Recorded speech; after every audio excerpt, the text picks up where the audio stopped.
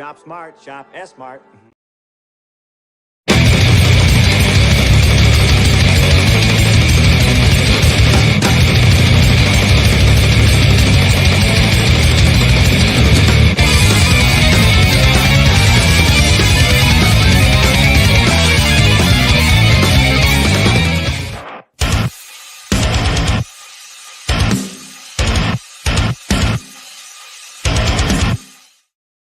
Welcome, ladies and gentlemen, to another episode of New Book Who Dis. I am, of course, DeathMetalHero, your host, and with me is Ryan James. What's going on, brother? How you?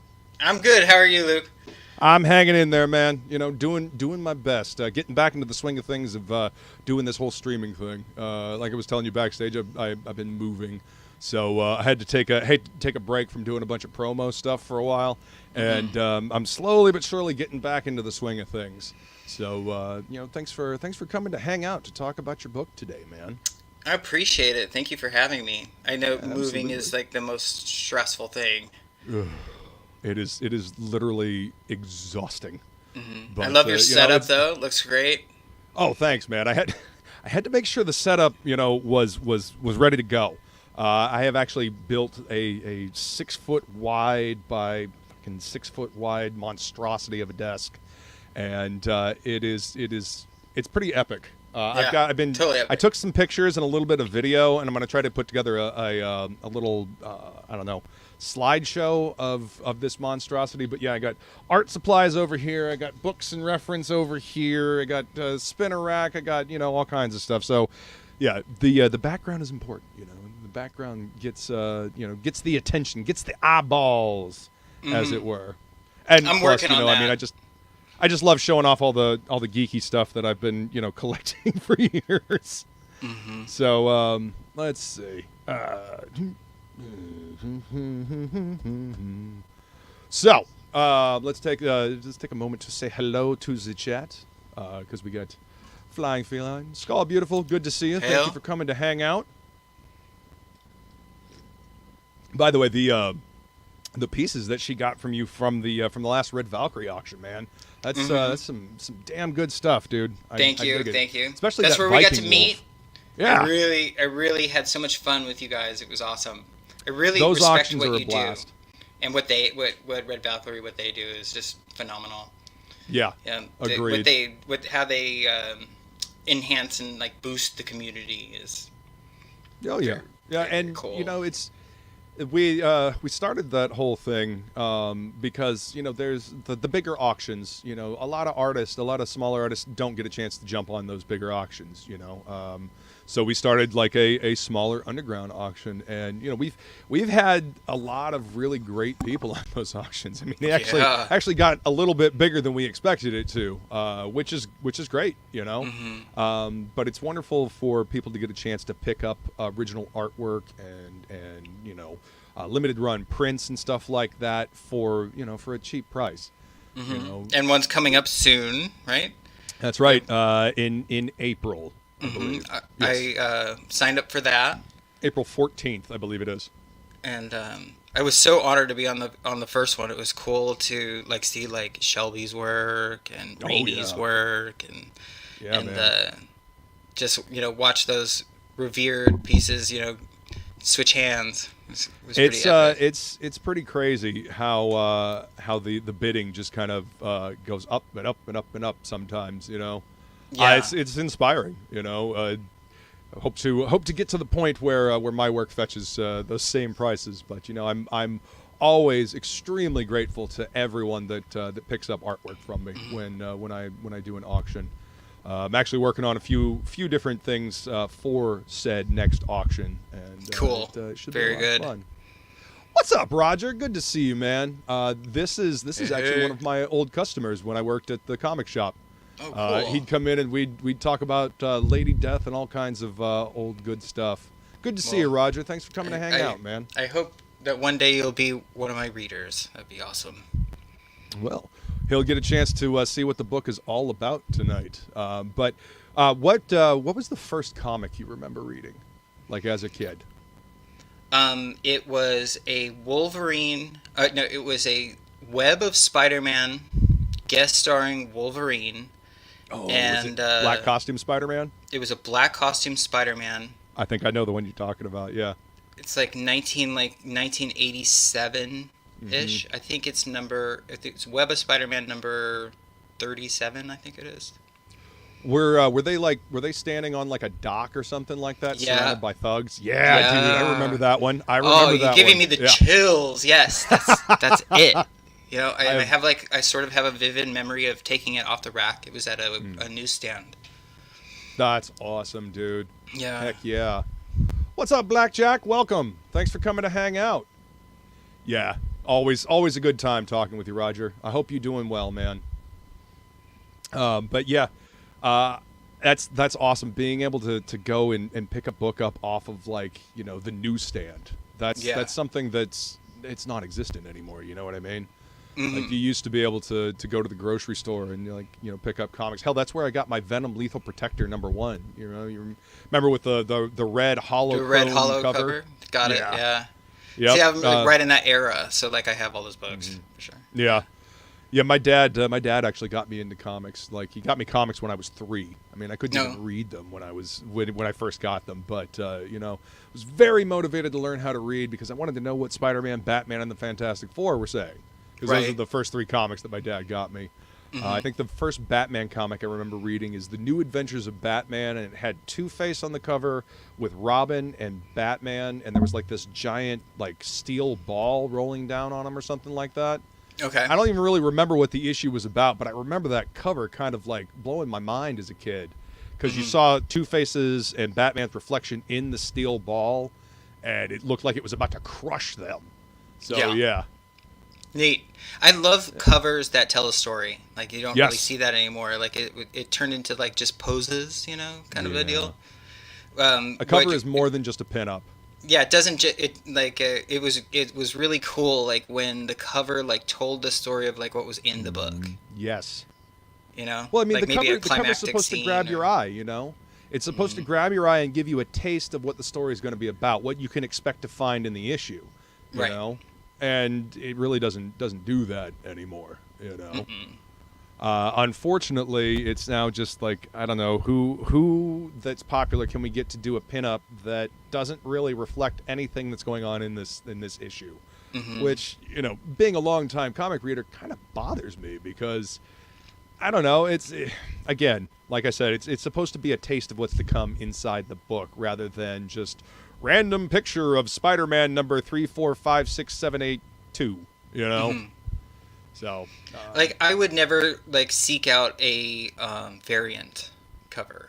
Like, that would never be something interesting to me. The way I look at variant covers is, it's nice if there's like a couple of them, and if there's like a really cool image that relates to the book, and it's an artist that I like, I'll just buy that one instead of like, I gotta have the regular cover and the variant cover. But when you've got like 25, or in the case of Detective Comics, 1,000, you've got like, you know, 30 some odd, 40 different covers. That's a bit extreme. That's a bit much, you know. Blackjack says Web of Spider-Man number 29. Okay. Yeah. I have it. I couldn't remember the name. I have that one Thank as you. well. I couldn't remember the number either, but I definitely remember that cover. Right. And Wolverine and Spider-Man in the 80s, I loved Spider-Man in the black costume, and I love Wolverine in his brown and gold costume. I felt like those actually kind of fit the characters a lot better than, you know, their classic costumes. Yeah. But, I mean, their classic costumes are classic for a reason, so. Yeah. Let's up, Devil Flyer? Good to see you, Rex. Hey. Tell Shadow we said hey as well. Thanks for coming to hang out. Let's see, Black It was just his birthday on Tuesday. Yeah, it was. I got to be on his stream and celebrate and say happy birthday. That's awesome. Yeah. Yeah, that one Rex went and Shadow are good peeps. Yeah, they're good peeps. Always Rex supporting. does a good stream. Like, it takes a lot of talent. Like, I could, you know, you're very talented with it too. Like, running the stream. You know what I mean? Like, it's not easy. No, I mean it's. And running a really good stream, you know, like, man, you can really rake it in. It's well, it's like EVS says. It's kind of it's talk radio. You know, you've got to be entertaining with what you're making. You know, you've got to be able to, for lack of a better term, have the gift of gab.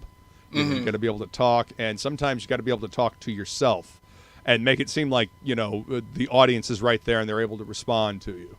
Right. But you're really kind of talking to yourself. It's easier, at least to me, when I have, you know, a guest to speak with. I got somebody to like bounce something off of, or, you know, on topic list when I'm with Jason and now Jimmy Reyes, you know, got co-hosts to talk to. Yeah. Every great superhero needs a sidekick, right? I don't know if they consider themselves my sidekicks, but they're definitely you know what I mean. The proverbial compatriots. sidekick. Yeah. Wingman. Yeah, exactly. Blackjack says, now covers need to be something Marvel can use 1,000,000 times more on shirts and posters, etc. Well, you know what that the never funny stopped thing him, is, man? Right? Yeah, back in the 80s, I mean, that's the thing. A lot of the well-known images that we see used on merch over and over again were just really good covers that, you know, told a story or worked for said story, you know, and then they got reused over and over again. Yeah. So yeah, but you ain't wrong, Blackjack. You ain't wrong. Like a really good shirt or a was wing like woman. this. Yes. Like that image. Yeah. I brought a few artist editions, you know, when we start talking about process. But do you remember that as a T-shirt? Like where he's like ripping through when he's ripping through the shirt. Yep. Yeah. Yep. And that's from an issue of X-Men where he was fighting that dude in the armor. Because I remember he had like the helmet on. It kind of looked like Silver Samurai, but not quite Silver Samurai. I don't know if that issue is if that actual page is in here. I think it's just this. Might be. It may. I mean, I've never seen one of those artist editions. I haven't awesome. managed to get my hands on. Oh, I've heard. I've heard stories. There's something that helps you wrap your mind around what you want to do. Like when you see like in-person original artwork. Oh yeah. You know, like it's a game changer. You know, it's definitely like my favorite thing to look at. You know, is original comic book art. Like something like that hanging on the wall is, you know, the most interesting. You'll look at it a lot, you know. Mm-hmm. I agree. Well, I mean, I love art books. I mean, I've got right here. I've got Boris Vallejo and Julie Bell. I've got Frank Cho's drawing beautiful women. I love MC Frank Cho. Escher, Frank Cho's Ballpoint Beauties. Man, this is actually one of my favorites to look through. Just the subtlety he's able to get with ballpoints. Yeah. You know, just all kinds of stuff. I mean, we draw inspiration from wherever we can, right? Yeah. But looking at original art, looking at process art, that's why I love this Go Team Venture book, The Art and Making of the Venture Brothers. Like, neat. This book has a bunch of process stuff in there and like a bunch of concept stuff that they did. And it's just, it's inspiring, but it also lets you know, hey, you know, you might be on to the right path here working on this, you know, the process you're thinking, because you can see the way other artists think in their creative process. And I just want to touch on this here, or wing woman, or correction, winged feline. Yes, it's definitely best to have a co-host. Yeah. So, but yeah, man, I always gotta have stuff around that inspires. I mean, part of the reason why, you know, I love the books that I do is because it's great artwork and it inspires me, and the stories are great. You know what I mean? Like, that's the beauty of comics to me, is the amalgamation of, and the what is the word I'm looking for? The gestalt of comics. Good you word. know what I mean? Yeah. You know, what is it? The whole is greater than the sum of its parts is what the definition of the gestalt is. And when a comic book is done correctly, it absolutely is that. Sure. You know, it comes together, and it's alchemy. It's magic. You know. Mm-hmm. Sometimes one part may not be as good as another, like the artwork may not match up to the story, or the story might not match up to the artwork. But when it's good, it's just damn good, you know. Like Claremont's X-Men with John Byrne. Oh yeah. You know, growing up reading that, like the Dark Phoenix saga and God Loves Man Kills. I mean, John Byrne didn't do God Loves Man Kills, but you know, Claremont just knew how to write a good story. Yeah. it was in 2020, and I had just finished reading Dark Phoenix. I downloaded the digital file of it, and it was right after finishing that I was like, you know what, I want to start drawing comics again. Excellent. Like that book, like that John Byrne Claremont run, inspired me to go after what I've always wanted to do, which is to draw comic books. That's awesome, man. I love hearing that. You know John Byrne, I don't know if he's still doing it, but for years John Byrne has maintained a website where he continued the X-Men run from back in the day. He was still doing it then. Like, so when I was in 2020, he was. Yes. I haven't checked it recently, but I mean, he's still sharp as a fucking tack when it comes to artwork, man. And he's still, grumpy old John Byrne, but man, that dude's a creative powerhouse. He's still good. What was I going to say? I found, actually, when I was working at the comic shop, I found some old trades of stuff from Dark Horse that John Byrne had done, like this 2110 or something like that book where it's like in the future and whatnot, and it's just John Byrne doing crazy sci-fi shit. Never heard of this book before, and I was like, holy crap, this is awesome.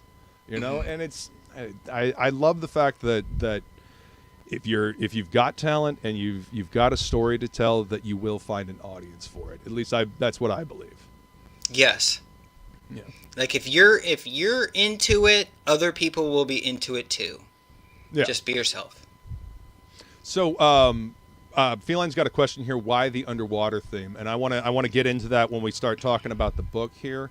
But how long have you been doing artwork, man? Like, have you just been doing art your whole life? Pretty much my whole life. I went to school for it.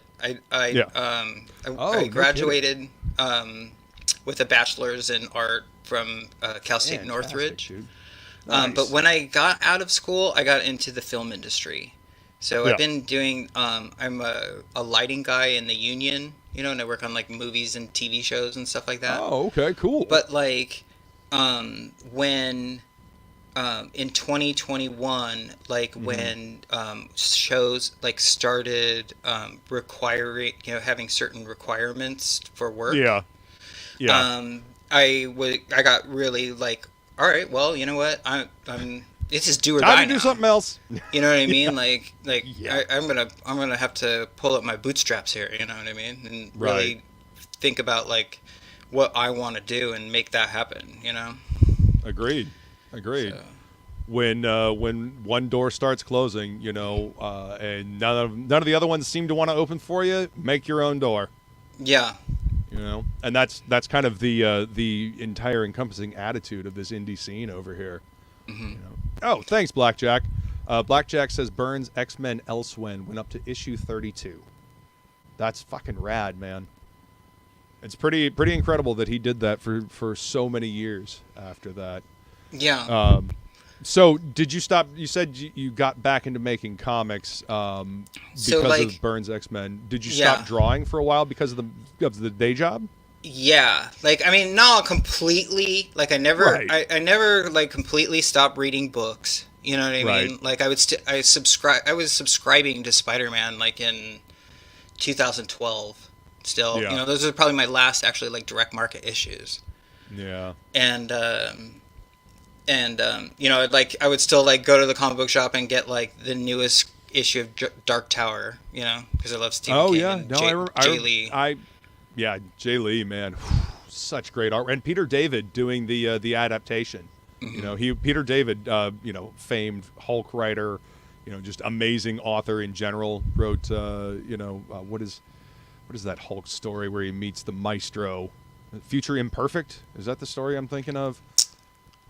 I'm not sure. Peter David, just huge run on Hulk with Dale Keown. I have a bunch. I have a bunch of those old Dale Keown Hulks and the McFarlane ones too. Those are also Peter David. My favorite one. I love Dale. Dale Keown is if you would, he is amazing. You know what I mean? Oh, he's only gotten better over the years too. Yeah, Holy probably shit. like the best.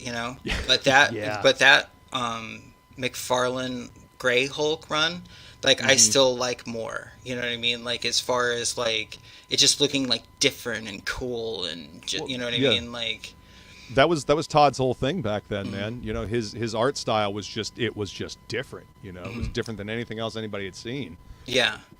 And he made it look cool. But those. Oh, go ahead. With Dale, I like the like when Hulk turned into Mr. Fix-It. Yeah, like those were Hulk, and where he'd like team up with Punisher. Yeah. Yeah, like Mr. Fix-It Punisher. Now that is a movie. Well, see, one of my favorite versions of the Fantastic Four is the new Fantastic Four. So you've got Mr. Fix-It, Grey Hulk, Ghost Rider, Spider-Man, and Wolverine. Like that is a deadly team. I don't care what because and then they did a kind of a little bit later with the Green Hulk. So you had the intelligence as well, like the smart Hulk. But yeah, man, that's my favorite version of the Fantastic Four aside from the classic. Grey Hulk, Ghost Rider, Wolverine, and who? Grey Hulk, Ghost Rider, Wolverine, and Spider-Man. Oh. Yeah. Spider-Man, Nice. Wolverine, Ghost Rider, and Hulk. So Spidey's my favorite superhero. Nice. Spider-Man, for sure. Wolverine's always been my favorite, and obviously Spidey. I mean, you can see, but yeah. What I love about it is he gets his ass kicked. Like that's the. But he never backs down. It's just so. It's the most like grueling one. Like as far as like putting somebody through the grinder, you know what I mean? Like Spider-Man gets put through the grinder. Like that's, the main appeal. Well, his origin story is traumatic as hell. You know what I mean? Like Uncle Ben getting killed, and he's kind of responsible because he didn't do what he knew he should have. Because he was just looking out for number one, and he paid the price for it.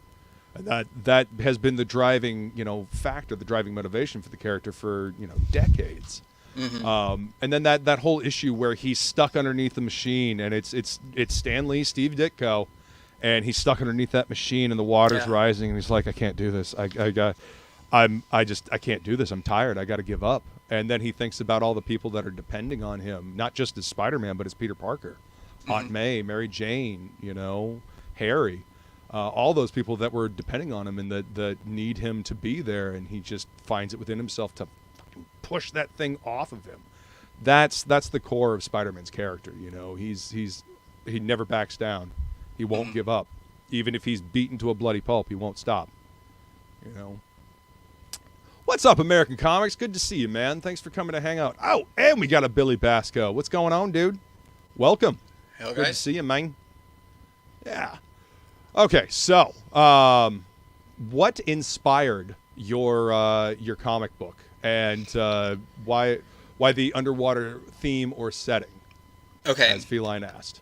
What inspired me to draw it was the pandemic, and then like what it really inspired me to like double down on it was like the requirements. That I was like telling you about. Sure. What inspired me like to start Octagon, was so in 2017, I wrote a book. So like you got a lot of time on set, and I was a dimmer board operator, so I control the lights from like a concert. Yeah. And I wrote this book, and it's what like became Octagon, and the reason why I wanted to do water was because like all this like water stuff was like on the horizon, like so Aquaman was on the horizon, Avatar 2, and I haven't seen Avatar 2 yet, but I heard it's pretty good. I haven't seen it yet. But like my imagining like of like what would be like the most like epic story that I could do, like that that I could think of, was something that like was sort of underwater, or like that.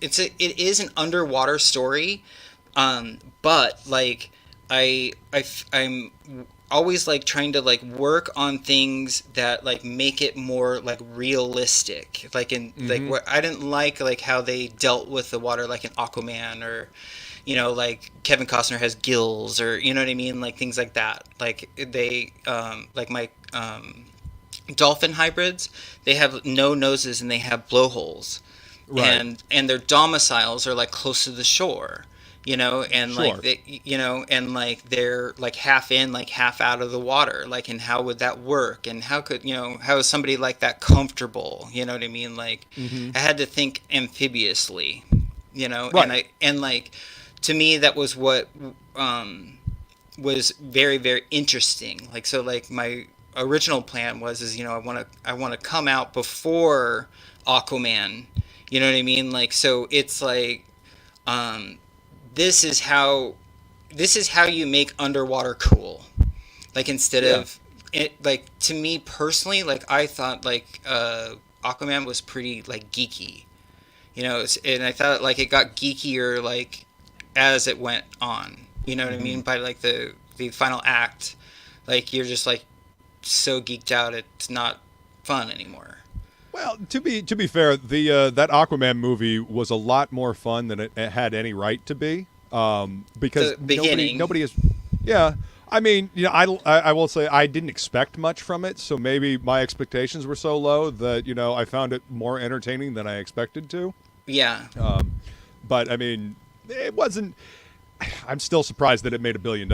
But you notice that they got Momoa Man to be Aquaman. That wasn't really Arthur Curry. That was Momoa Man being Aquaman. Yeah. By the way, Feline says that she was a light tech too, and monitors when she did stuff at concerts. Oh, right on. It's a sound guy, so she ran lights and monitors. Awesome. And what's up, Amanda B? Welcome. Hey, Amanda. Hey. Billy Basco says, was pretty cool when Aquaman lost his hand and he had the hook trident thing.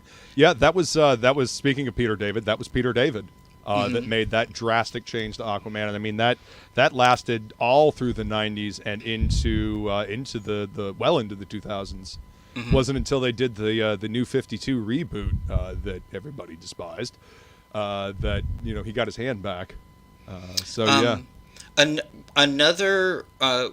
Another reason like I wanted to do underwater is my wife loves the ocean. So when we got married in Jamaica, nice, and like everything like in the house is like beachy, like she likes that like whole like beach theme, you know what I mean? Like, so that's like also like where like it started, my wheels like started turning, like my imagination as far as like what I wanted to do. Using the world around you for inspiration. And trust me, I live in Florida, so I see that beach theme a lot. So I get it, And listen, there are a lot of things in the ocean that I find freaky as fuck. Yeah. And I'm not a super big fan of sharks. Because, listen, you're swimming along and, like, you look down and there's just dark water underneath you. You have no idea what might come up and just, eat you. But that's where my mind goes. I'm paranoid about what might try to come eat me while I'm, out of my element. I love swimming and, I love the sound of the ocean, and I enjoy going to the beach to a certain extent. I mean, I wear a lot of black, so being out in the sun is not one of my favorite things. But, yeah. There's some stuff in the ocean that just absolutely freaks me the hell out, man. Yeah, and it freaks me out, but also like fascinates me. And I was talking about this on another stream. Like, my favorite animals are definitely like marine life. Like I love octopuses and killer whales and dolphins, and I just think like fish are like really cool. I have a koi pond in the backyard. And, very cool. I just dig fish, and I love drawing fish. Oh, well, there you go. Octopus, octopi, however you say it. They're incredibly intelligent creatures, and it is. I refuse to eat those. Think about how many like abilities octopus. They have too. Like they can change their color. They can squeeze through a hole that big. I mean, yeah, and ink, they have problem solving abilities. Camo. Like if you watch videos, they will literally figure out a problem and right. Unscrew a jar. Right. Unscrew a jar. Yeah. Get through this weird little hole. Mm-hmm. It's almost terrifying, honestly. Yeah. I won't eat calamari either. I mean, they kind of look like the dumber version of an octopus, but even still, I'm good. I'm good. Yeah. Yeah. I hear ya. Feline says, I was wondering if there was a mermaidish influence from somewhere. And, I mean, mermaids or just the ocean in general? Not a real mermaid influence, no. Like, it's not, I don't, like, have anything, like, really, like, magical in it in the book. We're going to, like, getting into starting to talk about the book, so I don't want to get too... Yeah, man. Billy says, people say I have the attention span of a fish. Okay, well, then you're doing good. Yeah, because, like, a goldfish has, like, an attention span of, like, 15 seconds or 18 seconds or some shit like that, you know? And, like, the average human now has, like, it's, like, nil, you know? It's, like, 10 or, you know, nothing. Well, I mean, I figure we can blame that on, you know, rapid consumption of short little videos. Right. So if you have a attention span of a goldfish, you're doing good, buddy. You're doing great, dude. Yeah, and Feline says it. I think she's talking about you liking to draw fish. It shows, I think, is what she's saying. Oh, thank you. Let's see. What's up, good stuff? Good to see you, man. Thanks for coming to hang out. Okay, so how do you want to start talking about the book? Should we run the trailer and then we'll talk about process stuff and like what you do to make the book? Yeah, because then anybody that doesn't know anything like can see a little bit of my art. Maybe to start. Sounds good. Let me bring up the campaign here. All right, and let's take a look at the trailer.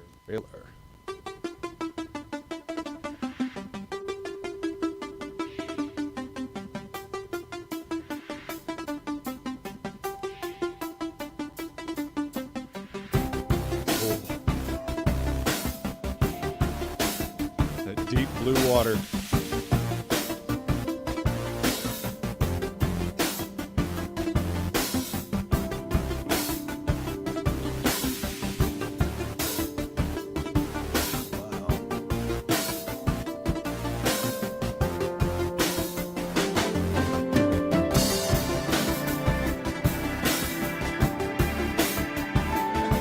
Oh God! See that right there? That exactly that right there is why I don't go into the ocean. It's a little bit metaphorical, like a guardian of the portal, like a god, kind of like a Cthulhu type of being. The age-old story of the Kraken. Right. Ooh, there's a walrus hybrid. Eventually, in the next book, we'll see whale. Nice, man. Yeah. In my original book, I also had seal. I don't have any seal yet. Right now, in this book, you just see dolphin, which are the Crontians, and Dr. Octagon is the walrus, and his race is called the Chukchi. Nice. Good stuff. Says love the colors. Thank you. Yeah, I did the colors too. Wow, so this is all you. Like, yeah, I'll hire a colorist on the next one. You know, hopefully. Yeah. You know, I need everybody to jump on board and support me, and I'll make that happen.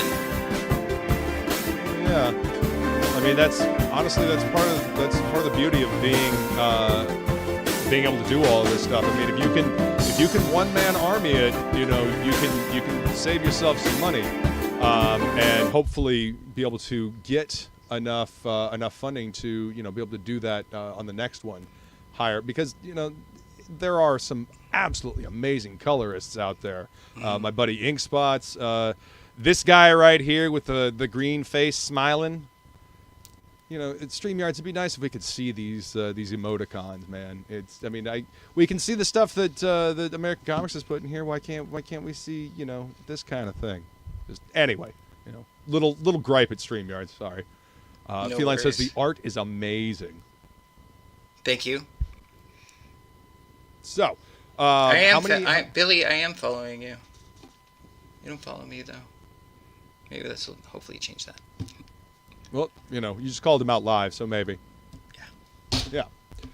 So, what is the basic story of Octagon? What's the elevator pitch, man?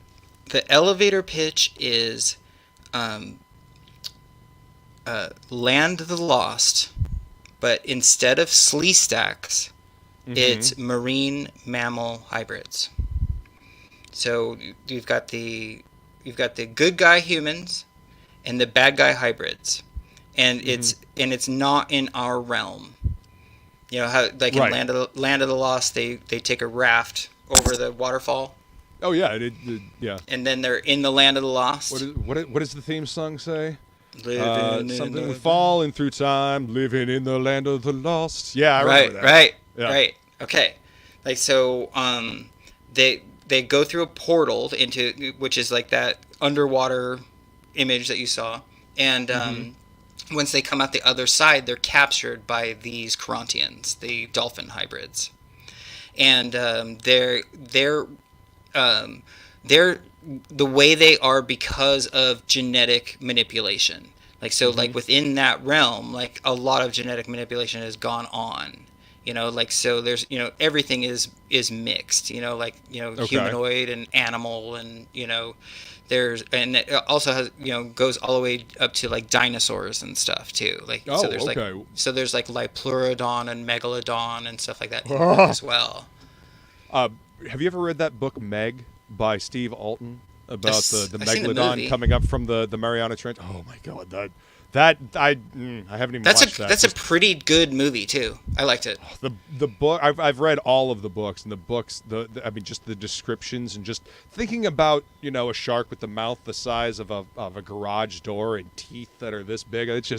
That's horrifying. Like it's the exact reason why I don't go into the fucking ocean. Anyway, continue. I'm sorry. So it's a world full of animal-human hybrids. Are there any like pure humans left? No. So like when these humans like come through, they are captured and they want the Carontians want their DNA, but Dr. Octagon is the one that like figured out how to open that portal. So he's like, this is my research. Like this is like those. Those humans are like going back to the Chechki. They're not staying here with the Carontians, Right. So he gets like double crossed. So like all the hybrids are bad, but all the bad guys like fight within each other. They fight amongst themselves. Oh yeah. Yeah. Always is with the different bad guy factions. You know what I mean? Right. So he decides to spring them. They're captive, and Dr. Octagon is going to help the humans. In particular, the girl, Ruby Freeman. She's a brilliant scientist, and her boyfriend's rich, and he bought this Navy littoral vessel to go on this expedition. And okay, so no humans in this world, but then they get through this portal accidentally, and they end up in this realm. Right. And the realm is like something like adjacent to ours. Like it's not like another dimension or something. I'm thinking more geocentric. If that makes sense. Yeah. Listen, you beautiful feline, you giving away my secrets, and yes, I am scared of an empty Scotch bottle. That is correct. Good stuff. Also, yes. Not a huge fan of spiders either. Especially. My God, I saw this video online. Sorry to derail, but I saw this video online of like a huntsman spider up in somebody's wall down in Australia. And that thing is like as big as two of my hands together up on the wall. And I'm like, nah, just burn the motherfucker down. Yeah. Just lock the door, burn the motherfucker down. That's the only way to be sure. Mm-hmm. Did you see those camel spiders in Iraq? We went into Iraq? Nope. I've heard stories. I've heard what? Troublemaker. Yeah. I've heard stories of dudes camel getting spiders like sent over dude. there. Oh, they look like land crabs for fuck's sake. Yeah. Holy shit, dude. But yeah, I've heard stories of guys getting shipped out over there, not realizing that they're just trying to get into a shadow, and I mean, apparently they're harmless. They don't look harmless though. Yeah. Like if you're really tough, you let one crawl up your leg, you know. No, oh my God, no. Yeah. But I've heard stories of dudes freaking out and just like literally unloading on the damn things just because it's skittering out from under a rock at them, trying to get away from the heat. Mm-hmm. Yeah, no good, no good. Anyway, back to the deep ocean world. So, I guess that's another question: is this world mostly full of water, or is it kind of like our world in that there's plenty of land as well? There's plenty of land as well. Okay. And it sort of makes sense. Like if they, if you were going to go one way or the other, and your realm is like 70% water, right? Like when you kind of like lean towards being able to have a lot more space, you know what I mean? Yeah. Latitude, I guess you should say. Yeah. But like, that's also the appeal of the humans, like that's why they're like, hey, like we want those genetics, like look at them feet, right. You know what I'm saying? Uh-huh. So, okay. Like, I bet those feet are good for walking on land, and we can't really do that right now. Yeah, or like they can't. I mean, they can. You know what I mean? Like, but they're more adept for the water. Like, for instance, well, really, like the only problem that like the Krontians or the Chechki would have, like being an extended period of time, is that their skin dries out. That they need to get back in the water to. They gotta stay moisturized. I mean, just yeah, that makes sense. That definitely makes sense. Listen, y'all need to stop talking about spiders over here, especially like in the ear canal, Miss Goodstuff. Thank you. So, how many pages are we looking at here with Octagon? It's 48 full color. Nice, dude. And are you doing the? I know you're doing the artwork, the writing, and the coloring. Are you doing the letters as well? Yes. Oh wow! So you really are just one man armying this whole thing. Mm-hmm. That's awesome, man. That is awesome. And so who are the characters here that we're looking at on this cover? Okay, so you're looking at Dr. Octagon. Right here in the center. Yeah. Dr. Octagon is the walrus. Oh. Okay. Yeah. And then the guy in the front, he's just like a merc, like he's part of the red pod, and like so the Krontians, like they're militarized, and they're divided into pods. So the red, he's like the red shirt in Star Trek, like gotcha. He's like the cannon fodder. Yeah. That's cannon fodder at the bottom. Poor red shirts. They never lasted long. Yeah. So, and the leader of Red Team, or Red Pod, is Sunset, who's the girl right above. Yeah. Right here? Yeah. Okay. So that's Sunset, and she's particularly nasty. Like, she's more like, she's a bad girl. And, all right. And the guy next to her is Duma, and he's the leader of the Gold Pod. He's the leader of the Gold Pod, and he's also Prince of the Krontians. He has a royal, regal air about him, or maybe an arrogant air about him. However you want to look at it. And he's the bad guy, but he's still like, he's kind of like good. Like he's just like following orders. He's just a by the book type of character. He's a soldier. Yeah, he's a soldier, and he's just following orders. Yeah, he's a soldier, and he's part of the monarchy. Gotcha. And then the like muscle of Gold Pod is Tiburon. Right. Okay. And that's Tiburon in the back, like holding that staff, and the staff is called a scar. Okay. And SKAHR, scar, and they like have like different electromagnetic powers. Like he can create a ball like around himself for like protection, or he can like shoot it out like to like stun, and it also like can like the tip of it can like shoot off like as a projectile. Like they're like sort of like a harpoon meets a lightsaber. Oh, okay. Sort of in between those two things. Awesome. And Apex, we went over. What's up, Apex? Good to see you, man. We went over the 30-second elevator pitch earlier. It is Land of the Lost, but instead of Sleestacks, you've got aquatic animal-human hybrids. And you got it. Thank you, Lou. You're the best. Yeah, no worries, man. You rock, dude. Yeah, oceanographers find a portal into this world, and mayhem ensues. Mm-hmm. So there you go, man. And I don't know if you caught this comment by Billy earlier. He says, any opportunity to have Lovecraft-style mermen from the deeps, and you've got me interested. So, yes. I mean, I saw a kraken. I saw a kraken in the trailer. So yeah, I know there's going to be something there. Okay, like, yeah, there is. Yeah, there is room for it because, okay, like, the guy that Sunset works for is Duma's brother. And Duma's brother, his name is Dugong. Okay. And Dugong is a evil mad scientist, and he's, like, seriously, like, into genetic manipulation. Mm-hmm. So, like, he makes, like, abominations, like, in his evil laboratory. Gotcha.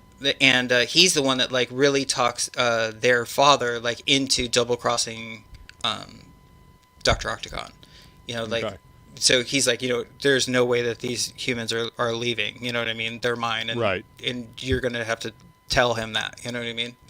And and like she sort of like helps him manipulate that situation, Okay.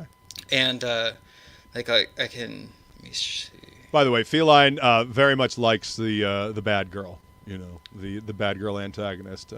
Shocking, absolutely no one. That's her like out of her uniform. Like so, like she has like a red team type of uniform, but then like when she gets back to Courant, she gets herself comfortable like into an outfit such as that. Yeah, I mean nobody wants to stay in their work clothes all the time. Shit. Right. And let's see. Ryan, he's asking who the Walrus Man. That is Dr. Octagon. That's you literally just missed that by like a couple of minutes, Apex. That's funny. And also, Feline, appreciate can they the inflict interest. a scar? Thank you. Yeah, definitely. Can they inflict a scar? Where is it? Here you go. There we go. That's a good one, because it's called a scar. No, she's got the drums. Nice. Yep. She knows you. Yeah. Yes, she do. Yes, she do. Very well. Like this panel here is where they go into Octagon. They go into Dugon's laboratory. I don't know if you can see that. So like you can see like all the abominations like in the. Yeah. Okay, like we could definitely get some merman type of stuff like going on in that laboratory. Nice. Does that work? Man. Hell yeah. That's how we could incorporate a little merman action. Yep. Biggin. I did. Hopefully that worked. Let's see. All right. So there's all kinds of stuff. This is going like on this here. is the book.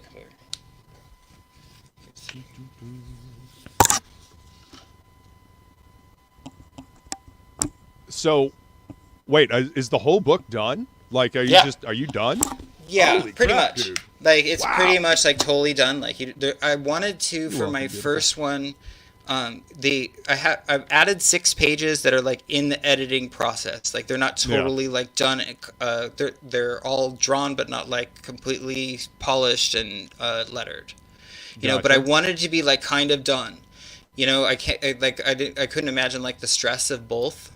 Right. And I wanted to present something that was like somewhat like risk free, and I wanted like something to if I didn't like have a bunch of artwork right now, you know what I mean, like who am I, you know what I mean, like I don't have I wanted something to bring to the table. You know what I mean? Like I hear you, man. You wanted to make sure that people knew that they could invest in your idea with confidence. Right. So like hopefully everybody's going to jump on board and this is going to be great, and then like as I'm and then I can go the other way. Like I can campaign, like have like like all the bones of it done, and then start the next campaign. Mm-hmm. That's awesome. That's the goal. Yeah. People do like to feel like they're involved with a campaign, so they like seeing the process. And I actually want to get into some of your process for doing this in just a second. But yeah, people like feeling like they're involved, and done enough-ish. Yeah, it's getting there. Not done, but kind of done. Well, it's getting there. And yes, there's no crying in baseball or indie comics, American comics. No crying in Comixgate. That's right. That panel is fire. Thank you. Yes, indeed. Before we talk process, let's go ahead and man, look at that. Okay. That's awesome. Are you working? Actually, you know what? Fuck it. Let's talk about process. Okay. Are you working digitally or traditionally? Both. I mean, obviously the colors. The colors probably digital. Yes, the colors are digital. That particular piece is traditional and is for sale on the campaign. So that's why I have excellent. that black and white image. And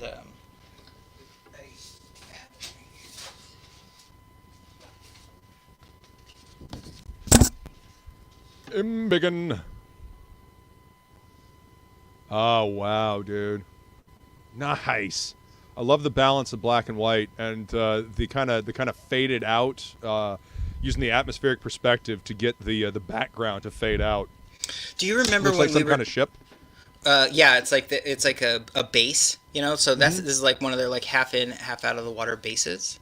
Gotcha. Okay. And probably you might remember recall when we were doing the auction, I was saying, I had a piece that was done with gray microns that were Copics. They're gray Copic fine liners. So this back, totally. So all this background stuff is gray Copic fine liner. Oh, dude, that's rad. Nicely done, sir. That definitely adds to the atmospheric perspective, man. I dig that. It literally looks like you're looking at it through ocean water, and it's like it's a little ways back. It's like a color hold. Yeah, totally. Like a manual hold. Oh, I dig it, dude. I dig it. And then how I start is with this is what I've been doing lately is penciling on the back. Dude, David Williams, on the back Brohawk first. Williams does that. Yeah. So I heard that from him and Gabe LIIIIVVVEEE. Yeah. They were like, just flip it over. And I more just wanted to save boards. Sure. I didn't want to just I do have a bunch of that kind of stuff, where I have the penciled board and the inked board, but to save time, I can knock it out more easier. If I pencil on then when I flip it over, I can see it better than on another board. You know what I mean? Yeah, I can see that. And then I just lay it out kind of backwards, of how I want it. Sure. Especially if it's a page.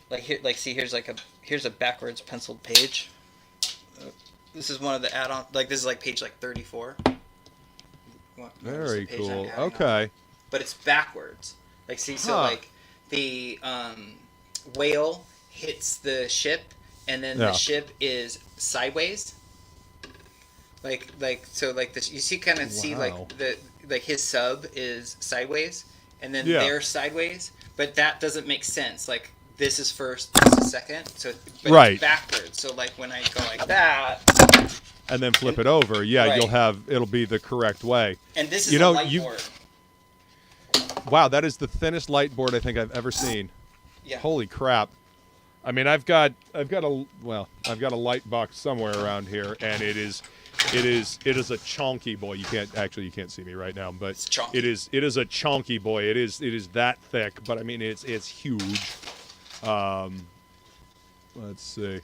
But let's see. Feline says, like Goodstuff said earlier, love the colors. Yeah, everybody is digging the colors, man. Well, maybe I'll just maybe I'll stick with that. Doing the colors. I'd at least definitely hire a flatter. Yeah. I would definitely hire a flatter, for sure. At least, Oh, for sure. Listen, you guys, come on. Let's stay on topic here. You guys are troublemakers in my chat. I swear. Keep your Mrs. King stuff to yourself. Ah, that's funny. When gingers cry. Damn. Being mean to the gingers. Uh-huh. Keeping it on topic. Yeah, not the right topic, though. Feline says F for flatting. Dude, that's awesome. Wow. So, like, when I go to ink I can hear it humming. That's what no. That's must be my computer. Well, I mean, I can hear the board humming on your microphone. I think it's the electricity. Oh, cool. Yeah. Oh, weird. It shut it off. That's so weird. Yeah. Like EMF or something, like shut it off. I don't know. But yeah, I'm sure as soon as you unplug it, yep, the buzzing went away. Interesting. Oh, that's funny. Yeah.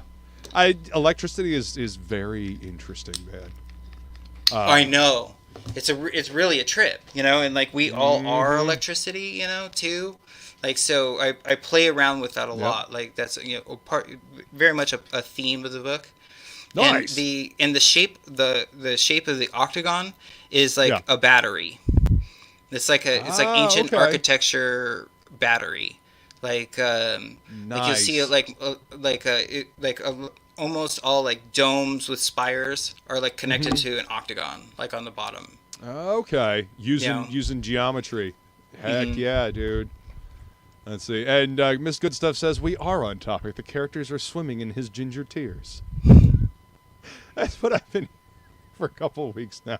Jesus. Hi, troublemakers. Chat, you're awesome. Love you guys.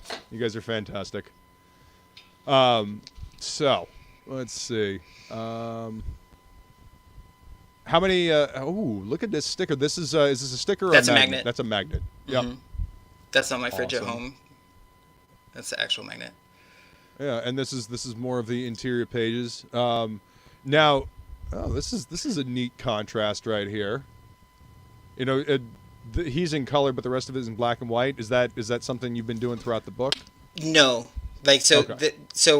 Like that is just I just wanted to give an example of I just wanted, like, you know, you'd be able to see the inks as well. So it's just you know, like that particular panel will be is in color already, like in the book. You know what I mean? Yeah. Like I just took the color off of it, like to make it interesting, you know, visually. Yeah. Warm and bubbly. It's like a hot tub when my tears start flowing. Warm and bubbly. Everyone wants some good stuff. Tears. Very universal. Totally. It's, what has filled the entire world of Octagon. And that's an intense page right there. So there's the king. That's King Vermilion on the top, like on his throne, and then behind him is Dugong. That's Duma's brother. So he's the evil mad scientist brother. And and then Dr. Octagon is like screaming like, "You give me those humans back," you know. Right. And Duma's like basically like whipping out his scar and being like, I think it's time for you to leave. That's definitely threatening body posture. And so these are the humans. Oh God! See, I told you. Look, the Kraken. It's terrifying. Right. Oh my God. And and this whole sequence is sort of dreamy. You know, like when she wakes up, like she's not sure exactly what happened. You know, and there's no remnants of the submarine. So it's where it gets. This is the only part where it gets like a little mystical, a little unexplained, a little metaphorical. You know, because like I don't, you know, I like when stories like have like a little bit of mystery to them. You know, and exactly like what this electromagnetic disturbance, quantum rift in our what it you know, like how it works like logistically, you know, like I don't want like every single little thing like that explained. You know, but I mean, there's got to be a little mystery. There's got to be a little discovery along the way. You know, think of it like the best way I can basically describe it is like, think of it like a door in Pac-Man. Like how you're coming out one side and you're coming in the other. Like the word noon, for example. Like you know the word noon, right? It's neat. It's a palindrome. You read it forwards, you read it backwards. It's noon. Yeah. And then the ends are the doorways, and the O's are the progression of the sun. Oh, okay. All right. Like, so you can think of the word noon as like a little Pac-Man game. Like, it's the sun, like, going from one side. Yeah. And then it's going to just appear on the next. Okay. I gotcha. And Feline says, that's not nightmare fuel. I mean, I know, right? This giant maw of teeth surrounded by tentacles. Yeah, see, again, that's part of the reason why I don't go in the damn ocean. Watch that hand, buddy. Yeah, and I'm not sure what that buzzing noise is, Feline. I don't know. Am I buzzing still? Sounds like it. Is the light board still on? No. Let me move the microphone a little bit. Is that better? No, that didn't do it. It's still it. Don't worry about it. We'll just talk over it and hopefully talk louder than it. If I had scrolled down, I could have seen who all the characters were. That's awesome. I have that as an example because a lot of people have optioned it. You can get an issue with a head sketch, and on the options are the different characters: Ruby, Sunset, Duma, and Octagon. Like, so, whichever one you'd like. Nice. I'd love to do a little head sketch for you. Taco Cat spelled backwards is Taco Cat. Another palindrome. Yeah. Indeed, Billy. Indeed. Okay. So for $35, you can get both covers A and B. Oh wow! So you can get both covers for $35. That's great, man. Yeah, I'm hoping like once interest, if like we can steamroll this, I'd really like to get as many eyeballs on it as possible. Like, that's my goal. You know what I mean? Yeah. Like, I want, like one thing like I love about like this whole community is that you get to know your readers. Yes. 100%. and like part of the, and then like everybody that's like backed me so far, and like people in the chat that like have already supported me, you know what I mean? Like, I'm so like grateful to them, and like I just think it's so cool to like have that connection, you know what I mean? Absolutely. To me, that's always been the beauty of the comics industry, going to conventions, right? You grow up reading these comics and you see these names over and over again, and then you go to a convention and you're finally able to put a face to a name and go up and say, hey man, I really dig the work that you've been doing. Thank you. I've been enjoying this stuff for a long time, and get a chance to talk to people. That's one of the things I used to do back in. I know everybody that watches my channel has heard me say this before, but back in my day in 2007, actually 2006, started doing a show called Last Wednesday, and we started talking about comics and doing reviews and stuff. 2007, we started going to conventions, and I started interviewing people. That's how I met Chuck Dixon, Adam Kubert, Steve McNiven, Dave Finch, all these guys, These names that I had seen for years in my comics, I finally got a chance to talk to, ask questions, kind of like what we're doing right now. This is more of a long form of what I used to do back then, but, essentially the same thing. Miss Goodstuff says, doing a really great job of explaining the story and these panels. Yeah, indeed. And thank you, Feline. I appreciate that. Dropping the link. Everybody go click the link and support our boy Ryan here. So we can get this book funded. Seriously, 2 books for $35 is a hell of a deal, because a lot of books are $25 a piece, I mean, see, $20 for an issue, so you can choose cover A or cover B, or for $15 more, you can get both of them. And it comes with the magnet, and let's see. And then, so you have a tier set up for international. Really? International, you're doing $35 as well. Yeah, the price difference is in the shipping. Of course. So, shipping international is an absolute nightmare right now. I feel so bad for our friends. It's a little more than double. Okay, for the shipping. Like for my first international backer, they wanted it sent to Norway. So I looked up like what that would cost. It was like just under $35 to send it to Norway. Oh. So that's the international worldwide. That's the worldwide shipping cost. I mean, that's a hefty chunk, but I mean, it could be so much more. Shipping internationally is just horrendous right now, no matter how you slice it. But I think it's awesome that you're offering international at all. And it's not just a digital version, because sometimes that's the only option that is available to have for international. And there are people in other countries that would like to have a physical book as well. So yeah. I think that's great, man.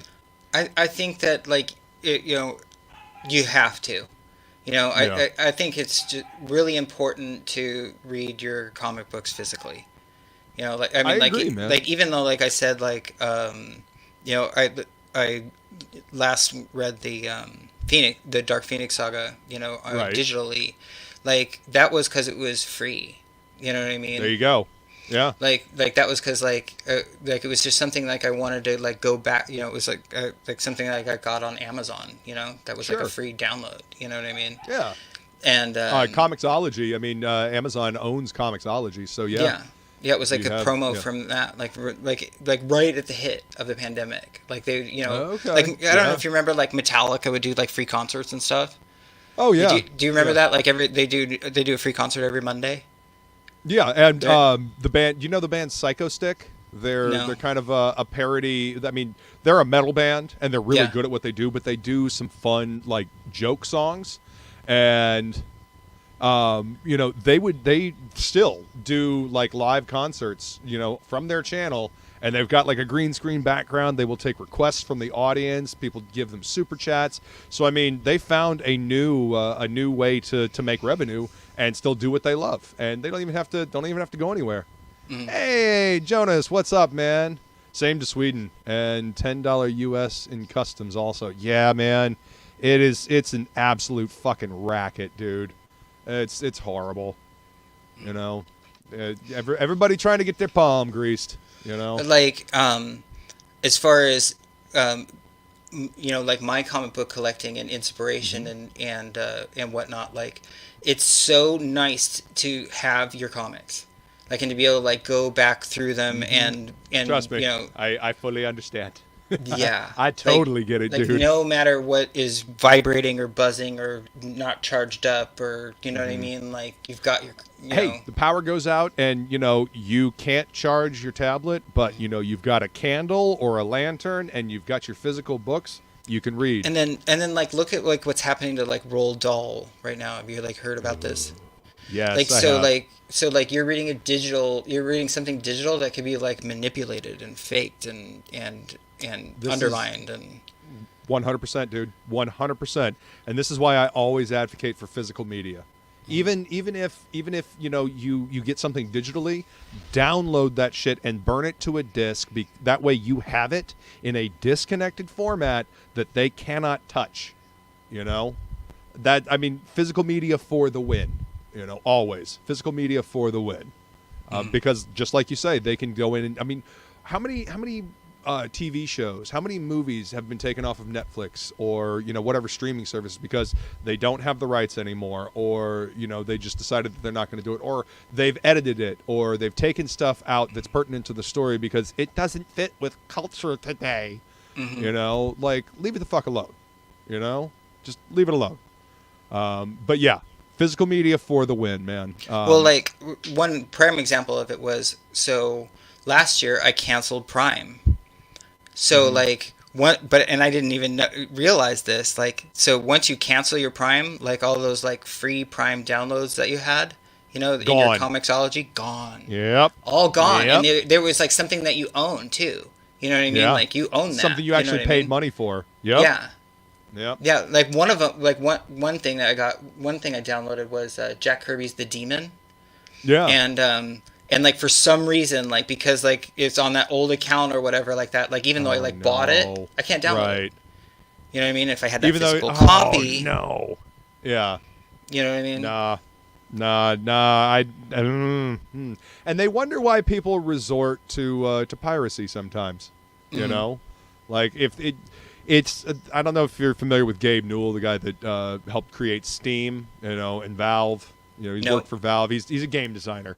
Okay. He said that piracy is not so much a problem of people stealing things. It's just it's a delivery problem. If you can make it convenient and easy for people to get your product, they will absolutely flock to that and pay you money for that product. It's just sometimes easier and obviously cheaper to go pirate it.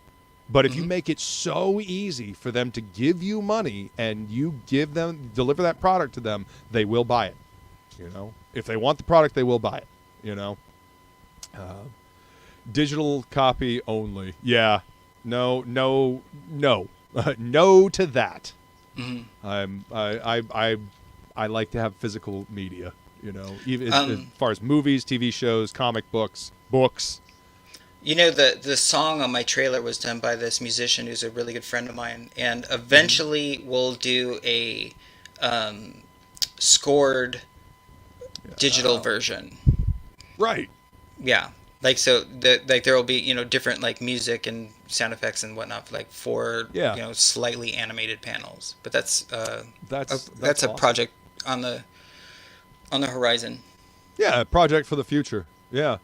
American Comics says a lot of folks without means Z, in my opinion. I'm not sure I follow their American Comics, but he says India used to be a guaranteed American comics market before they priced themselves right out of a 1.5 billion person market. Yeah, that's absolutely true. Over in India, there's a lot of people that love comics, but the price over there over here we're paying $5, $6, $7 a fucking book for 22 pages. I mean, that's highway robbery over in India. You know, people can't afford that shit. You know. Yeah. I follow a lot of guys from India on Instagram. Yeah, a lot of tremendous artists over there. Holy cow, a lot of tremendous. One of my favorites. He's like a Jason Fabok clone. You know, do you know who Jason Fabok is? Yeah. Oh, I'm familiar with him, dude. I worked in a comic shop for 7 years. Oh, okay. Yeah, my LCS. Yeah, so I'm familiar with Fabok. He's or Fabok, however you say it. He's tremendously talented. Like Reebok. I haven't heard anybody say it, so I'm just going based on, you know, phonetics. So I could him be and Dave wrong. Finch are like you know, like he's sort of like Dave Finchy. Finch. He's Finch is so good, and that dude has only gotten better. Have you seen any of his like oil paintings that he's done? Yeah. Holy hell, man! So like in 2020, I was not aware of Comixgate. Okay. Thanks, American Comics. So like in 2020, I started. So that's like another thing that like you can go into like with process is like watch like your other guys on YouTube. You know, I mean, watch like the guys that you really like on YouTube. Like, you know, so in 2020, I was watching like a Jim Lee Twitch stream, you know, and he started like drawing this thing, you know what I mean? It was like so dope, right? And then he like erased it, like almost the whole thing. Like he erased like all of it. It like changed my life. Like it blew my freaking mind.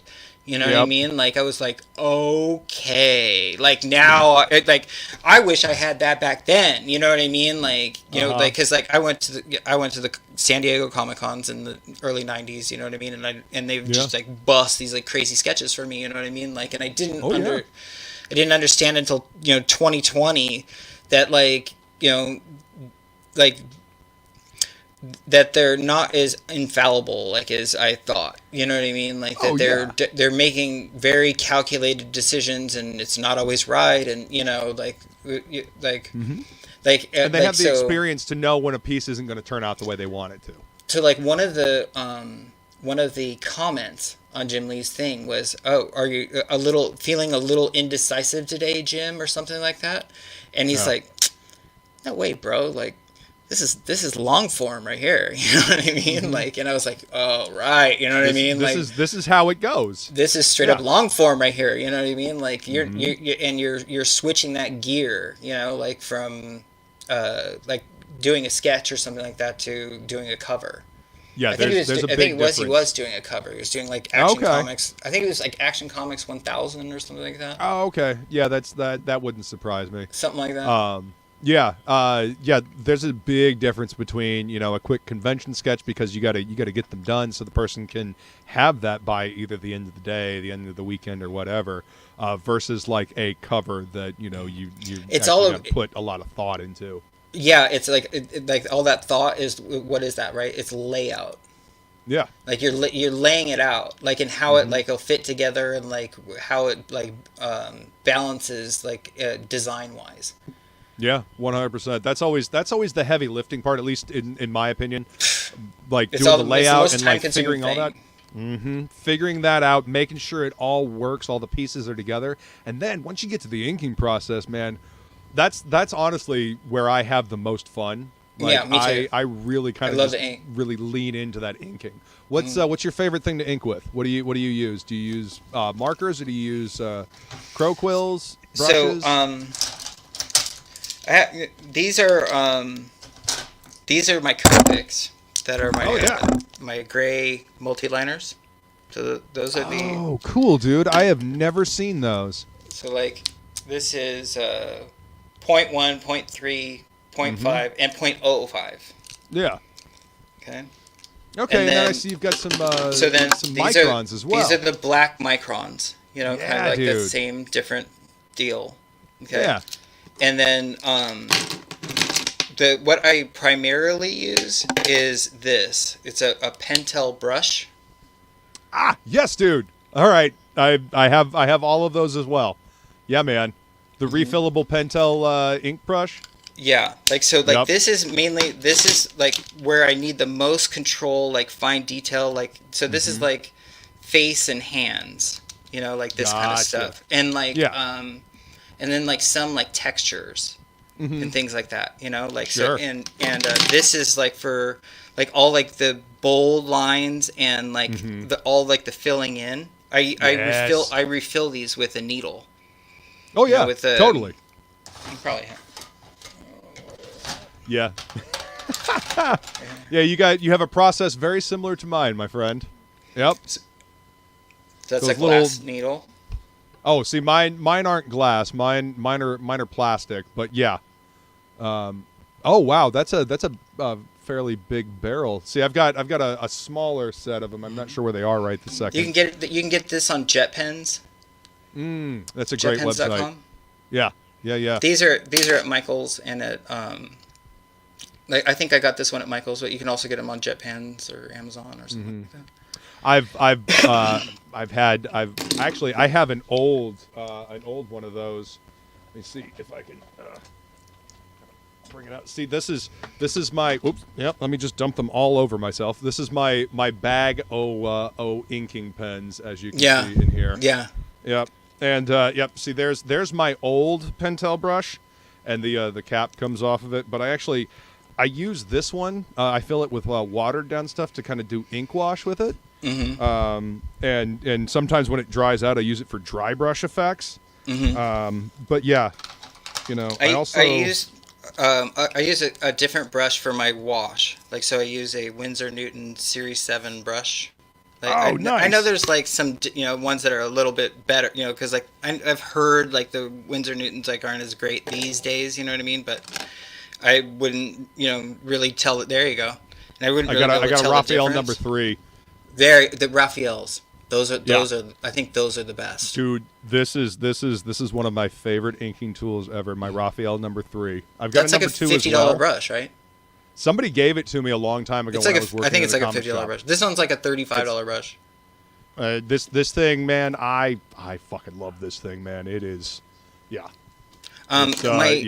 My secret weapon, like, is especially like if I am doing like pencils and inks like on the front, like and like I need to like clean up some of that pencil or whatnot, or like I just need to like bolden the micron line. The micron ink like is permanent and it won't discolor, like, right? But it's still not as black and illustrious like as like certain inks that you can procure. And for that, I use a quill. Ah, there you go. Yep. I've got the Speedball ink right here, and this one is actually a Hunt 107. Okay. Is what I've been using to ink with. Just because it's a lot stiffer than a 102. Sometimes a 102 flexes too much, and it'll put too much ink down, or it won't put ink down at all, which I find frustrating as all hell. Yeah. The quill is, a little bit dangerous, Oh, yeah. Okay, because, if you've got a full load of ink, then you can definitely, get that whole puddle of ink on your board, And to stop, to completely avoid that, I started using a fountain pen.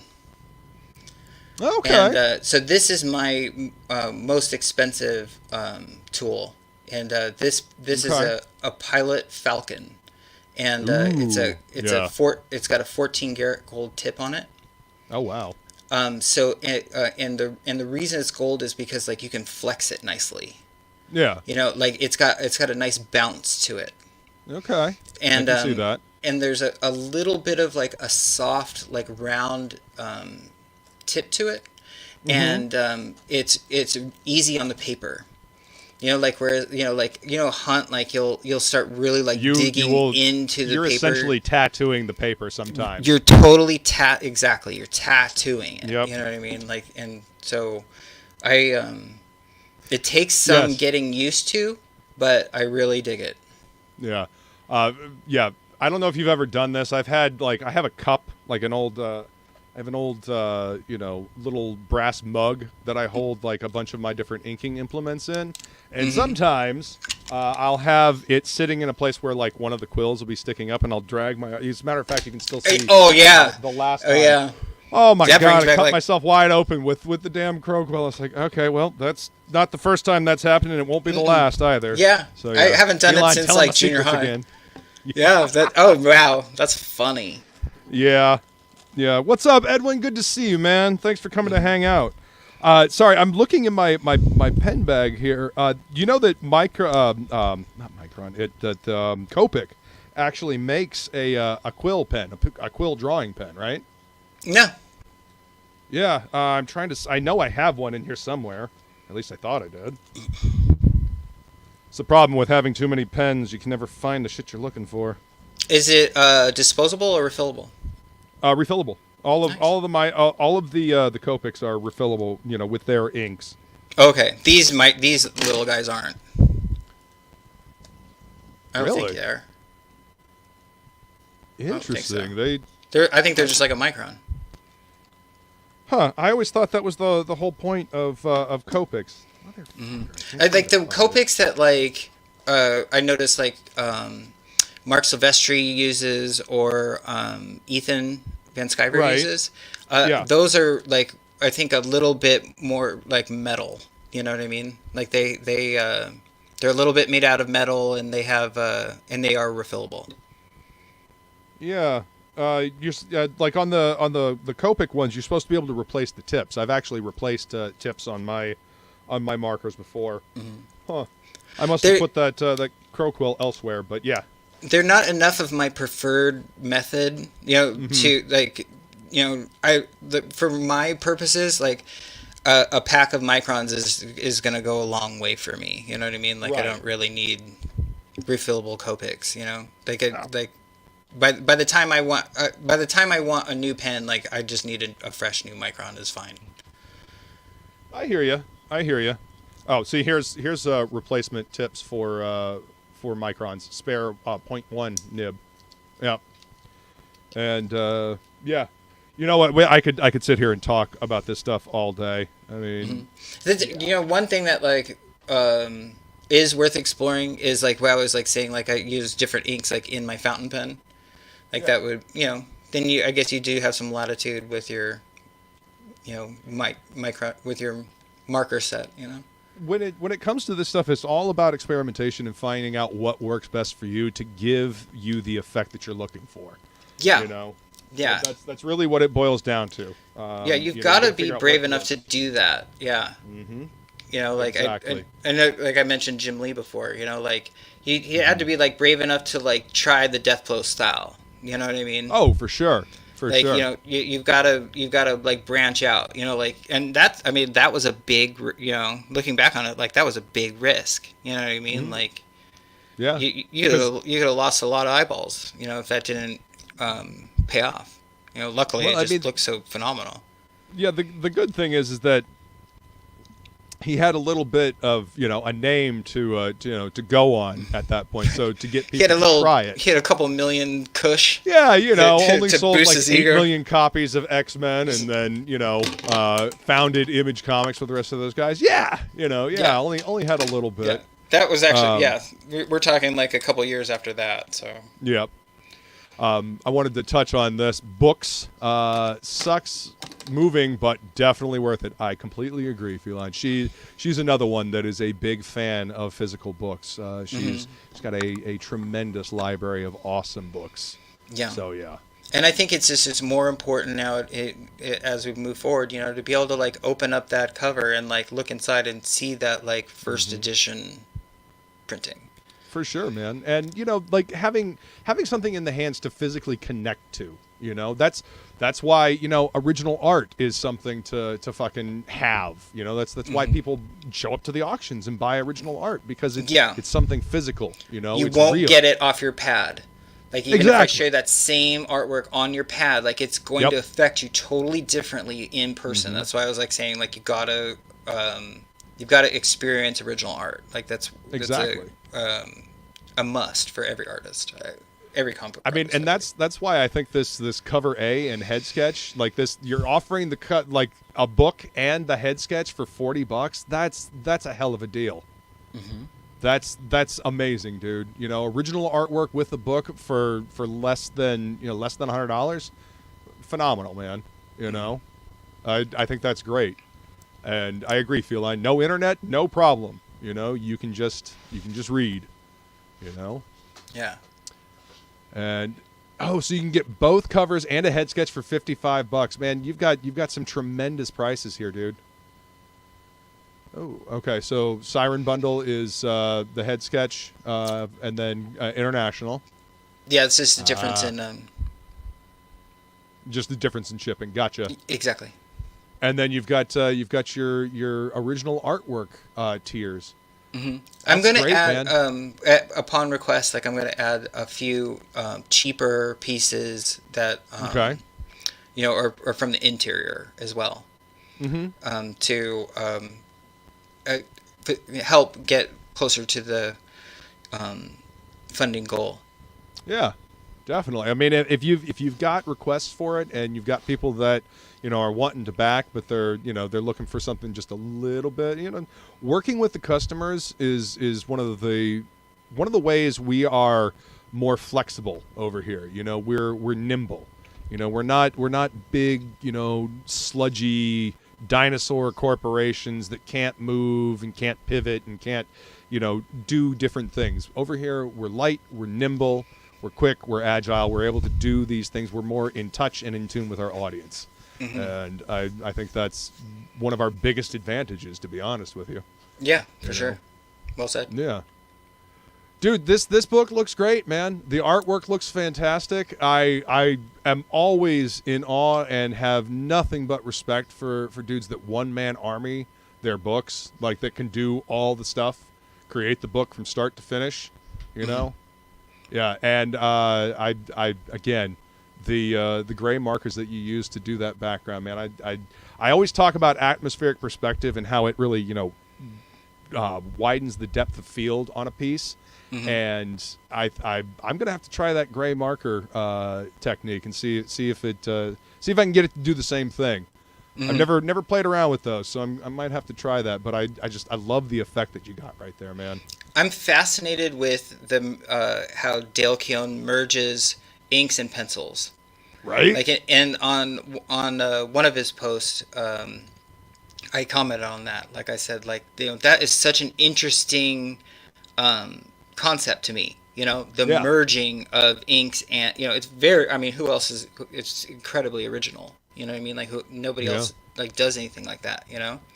And like another one of them, it was like I love to see this like on the ink and color, but like I like the black and white more or whatever. And I was like looking at it, and I'm like, I don't think that was inked, man. You know what I mean? Like I think that was just slightly darkened and then colored. Oh yeah, like Dale's. I don't know if you've ever read any of Dale's like darkness stuff that he did for Top Cow. Yeah, I've been seeing a lot of it. He's been like posting a lot of it. Yeah, yeah, and that was just colors straight over his pencils because he pencils so tightly, you know, and it looked phenomenal. You know, it was so good. Thank you, Feline. That was actually one of my next questions. When are you planning to fulfill?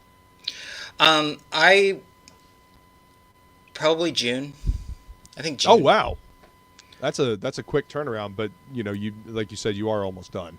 So. Yeah, but like it would be, you know, something that you can have in this, you know, you can be your like summer read, you know, and then hopefully by like, you know, August, September, I can launch again. Yeah, and like still have a summer launch, which I think would be like, and like I'll know, you know, got like my head wrapped around it a lot better now. You know what I mean? Like kind of know the you know, like you know that old expression, like show them the ropes. Oh yeah. You know where that's from? No. It's from theater. Oh, like, that makes sense because of the pulleys and everything to change scenes and the sandbags. You gotta show the kid the ropes. Counterweights. Yeah. Yeah. Okay, I gotcha. So people have been like showing me. So people have been like showing me the ropes with it, like, you know, a little bit, and then like I'll also like have fulfilled. Like I think like the biggest steamball, like the biggest like snowball. Hurdle. Yeah. The biggest snowball was the auction, the Red Valkyrie auction. Oh, because okay, because I sold 4 pieces. You know what I mean? Like so like I had a custom, you know, I had like these really, really awesome potential readers, you know what I mean, that like my work, that like I'm putting like, I put a t-shirt in with it. I put like different, you know, I don't know if you remember, like I had like different magnets of like my CG fan art, you know, stuff like, you know, and I had it like all in the little boxes and like going, you know, like I got like that little taste of fulfillment, you know what I mean? And it's fun, you know, like, and I put like, you know, a little like, Yep. And very like, happy you know, with those pieces. Yeah. And then like, you know, I put like a little note or like something in it, you know what I mean? And like, you know, can't wait to go a little farther, you know, with like you know, with a head sketch that like sort of like gets you into my storytelling. Yeah. You know what I mean? Like my favorite, probably like if I had to pick one, it's McFarlane. Okay. And like he's definitely my favorite. And it's because of that line. Like it's just like it's something like about that his line quality and like the way he goes about like expressing it. Like he like you can tell like he's an artist that like makes sound effects like while he's drawing. You know what I mean? Like you know, it's like totally. Well, I mean, if you know, like you watch him do any of his videos where he's drawing, he will literally do that. Yeah, like I've seen him do that. Right? You know, he'd be like, you know what I mean? And that's it. A little bit of this here. You can totally feel it. You can see it. It jumps off the page at you. To me, that's passion for your work. That's really getting into it, because if you as a creator are very much into what you are creating, that will come through the page. You have to like it. You have to care about it, and you know, like that's, you know, part of my process is like, you know, I try to like get into it. You know what I mean? Like, kind of pretend you're there, and kind of make the little, you know, you don't have to actually make the sound effect, you know what I mean? But sort of like, you do. Make the sound effect. You know, like exactly. Right? Or you know, you're drawing like you're drawing somebody with an angry face, and you kind of scrunch up your face so you get the, you know, the right little thing. I mean, shit, man, I've got a mirror, you know, right as here, you should, within arm's reach, so I can you know, get I just use my expressions. phone. And I mean, you could do that too, but you know, sometimes there's something to be said about disconnecting from the phone, not using it. Yeah, martial arts, exactly. You know, But yeah, being in the moment so much that you're kind of and getting the sound effects. So yeah, that creative process, man, that is definitely part of it, at least for me. And I think that adds to the verisimilitude, the passion. And makes it more fulfillment powerful. is like Christmas. Exactly. Yeah. Exactly, Feline. Exactly. Like like feeling like when you're like wrapping up the gifts at Christmas. That's fulfillment is a lot like that. Oh yeah, yeah. It is fun to pack up artwork. I mean, anybody it's like that a I've message sent in a artwork bottle. to, yeah. Anybody that I've sent artwork to always marvels at the packing job that I do, just because I'll literally I went to school for graphic design, and package design was one of my favorite classes. Because being able to put together a box that displays the product and protects it as well, it's it's a unique little design puzzle. So I'll literally cut up cardboard and fold it around and whatnot. So they would have to try really fucking hard to bend this artwork. Like they've got to put effort into it. But I'm paranoid whenever I send out artwork. I'm paranoid it's going to get messed up. So, but all right. So anything else you want to say about the book before we go ahead and wrap up? No, I think thank you so much. Just thank you. Thank you very much, Luke, for having me on. Dude. You're really appreciate it. And appreciate Absolutely, the support. Man. I had a lot of fun talking process and going off on that tangent about inking. That was a lot of fun. And dude, Topicless on Tuesdays. Me, Jason Bascom, and Jimmy Reyes now. We have a drawing and hangout show. So I mean, you're more than welcome to come join us and draw, dude. Hang out and talk. Dude, that would be awesome. Tuesday nights at 9:15, man. Yeah, absolutely. All right, I'll be hosting this coming Tuesday, so. All right. And Feline says the anticipation of the joy that the other participant is going to receive, hopefully. That's right. Mm-hmm. Absolutely. Yeah, and hopefully is the right word. Yep. Everybody, go hit the link in the description and go grab yourself a copy of Octagon, because look at this artwork. Look at this. This is fantastic. Yes, and the happy hour hangout, 5 p.m. on Flying Feline's channel. As a matter of fact, let me go ahead. Her link is in the description. Let me go ahead and drop that in the chat, because it's just easier to click on. But yeah, she does the happy hour hangout at 5 p.m. on Tuesday. Yeah, if you'd have me, it would be great. I'd love to hang out. Yeah, it's hangout. She does awesome trivia that's usually hard as nails. At least for me, anyway. I usually suck at the trivia, but yeah. But yeah, go check out her channel. And thank you, Feline. I appreciate that. Yo, Matt Barr, appreciate you showing up, man. Hey, Thanks Matt. for liking and sharing, brother. Matt, this is I reached out to Matt a long time ago. This is that thing I sent you, that DM. This is that project. It's that thing I sent you. Yeah. What's up, Odin? Hail, Odin. This was a fun one, man, especially talking about artwork. Geocentric project.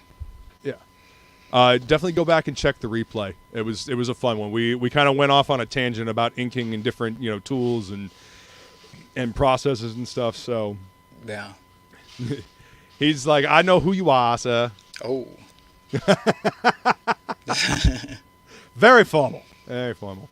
But anyway, guys, thank you so much for coming out, and always remember, shop smart, shop S-Mart.